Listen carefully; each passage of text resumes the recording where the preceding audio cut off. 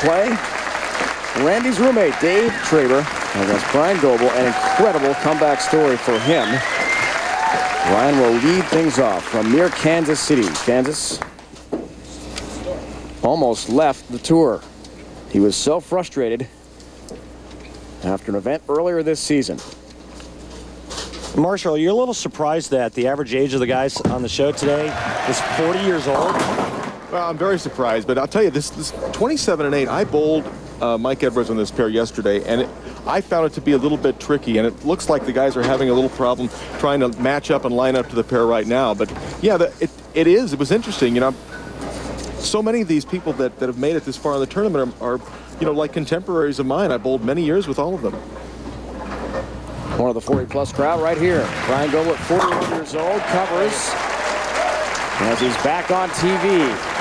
Last show, January 21st of 2000 at the Orleans Casino Open, where he finished 7th. Dave Traber, last time we saw him on TV, Marshall, what a moment that was in a 3-ball sudden death roll-off with Norm Duke. Dave lost it, but got a lot of momentum from his appearance there. Traber throws it hard and straight, and here he goes.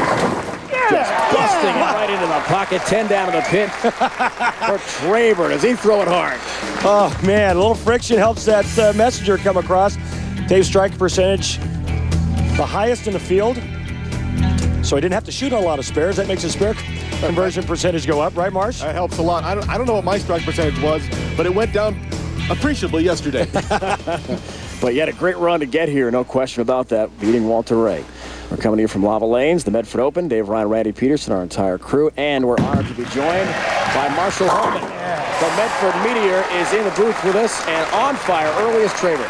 Well, Marshall, you talked about how tricky 27-8 was. Dave kind of goes about things a little bit different than everybody else. Everybody else has a little bit more hand. Advantage, Dave Traber? Well, it looks like it is early, and Dave basically takes the lane out of play and just, I mean, he powers the ball down the lane, really heaves the ball down the lane, and been so successful for many years doing it. Here's Goebel, great week, the best match play record on the 5 finals. There's his first strike on TV in quite a while. 10-1 in match play, over a 234 average for Goebel to get here. Well, Bryan playing a little bit further left than Dave Traber because he's got a little bit more hand. That ball, you can see that ball actually hooking a little bit more down the lane, a little bit more back in. And, you know, for a guy that hasn't been bowling all that well this year, boy, he really struck a lot this week. He looked very good. I bowled near Goebel for a good portion of the week, and he was just able to make consistent good shots, and he never did. I tried to chase the pattern in a little bit. He stayed near that gutter most of the week. A double for Goebel as he strikes on lane 27. Bryan Goebel coming in 97th on the tour points list because there have been so many struggles for him this year. Danny Wiseman tops as the top 8 makes that round of 16, the World Championship in Taylor, Michigan. Hugh Miller not far behind. He's been dispatched, though, as the wild card today. What's on the line today? 25,000 points for the winner. 17-5. Third place. With the power, little double wood, 2-8 for Traber. Well, 8 count, and Traber comes in light, throws it a little bit hard, as he said. And not only does he leave the 2-8 and not keep the strikes going, but it's a difficult spare. It's a spare that was missed in the previous game by Danny Wiseman. Right, and you know the trick is you want to get the ball to hook into the 2-8 because you try to cover both pins with the ball. But again, you get the ball to the right too quick, it overhooks, and not enough it does that. Well, he does a good job covering it. And as we said, a very difficult 2-8 spare. You don't want to make a living shooting that one. We take a look at Dave Traber's fingers, and Randy, I wasn't. You look at how bloody they are. I wasn't even aware that he used his fingers when he threw the ball. He throws the ball so straight. Sorry, Dave. Yeah, his thumb should look like that. Right? Yeah. I'll tell you what. Say what you want about Dave Traber, but you know what? He does what he does, and he's very, very good at it. You could say that you can make the same statement about, say, Brian Kretzer. Brian Kretzer likes to play in and hook the lane. Dave's exactly the opposite. But you know, you have to be who you are out here. You can't try and bowl a style just because Walter Ray's the best player. You can't try and bowl like Walter. You know, you've got to do whatever it takes to get the maximum out of your own game, and Traber does that. He doesn't apologize for anything, and he shouldn't.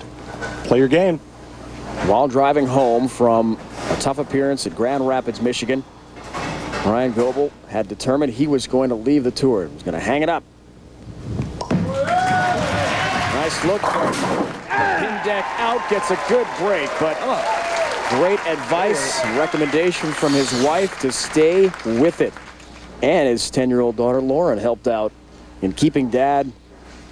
Boy, strong strike from Goebel and a great reaction. And you know, Goebel and I have something in common. He won his last tournament in 1998 at the Tournament of Champions, and that was the last time I made match play.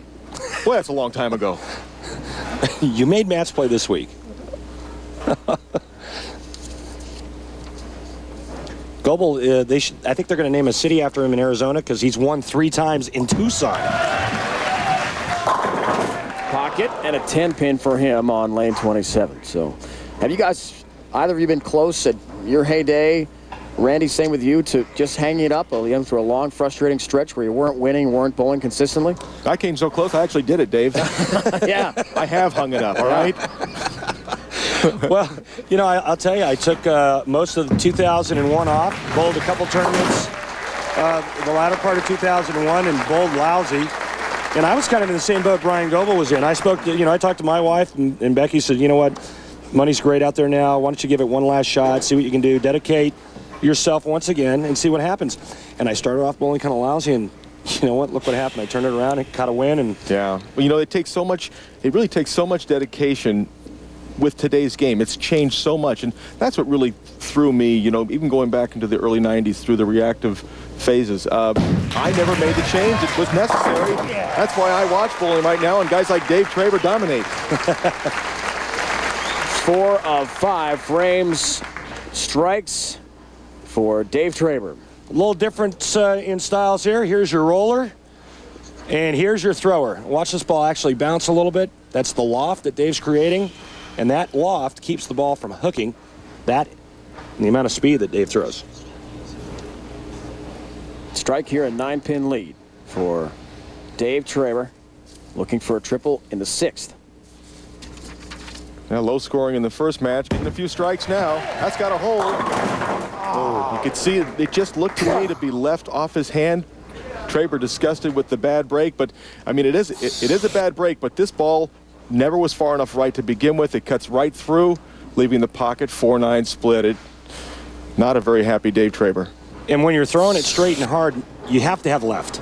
Sure. If your mistake room isn't left, you're pretty much done. A split he can make. Slide the 4 into the 9. However, misses both. So an open frame on lane 27 for Dave Traber. The Medford Meteor, Marshall Holman, will stay with us to continue a little play-by-play coverage. This first semifinal. Danny Wiseman has won already. He'll take on Bob Learn Jr. This semi, though, has Goebel and Traber head-to-head. From Medford, Oregon, more on the way. 1986, my gosh, that's it doesn't seem like that long ago. A couple of hairs ago, I suppose. Pretty stylish, though. You look good. Well, I felt good. Back to Goebel. Back when I won my first title, 1986. Whoa. That's a long time ago, Marsh. Goebel in the driver's seat. 17-pin lead. Oh! Solid 8. Where'd that come from? Hey, you see how much further right he got that ball? That ball didn't overhook. It actually stopped right in front of the head pin. When you leave a solid 8, the bowling ball takes the 5-pin and chops it straight back. Straight back. Exactly. The 5-pin should go into the 8-pin. Yeah. It doesn't. All you can do when you leave something like that is pick up your spare and try and throw the exact same shot the next time. Because Bryan Goebel, you made a great play. Picks up his mark, lane 28, gets the 8-pin.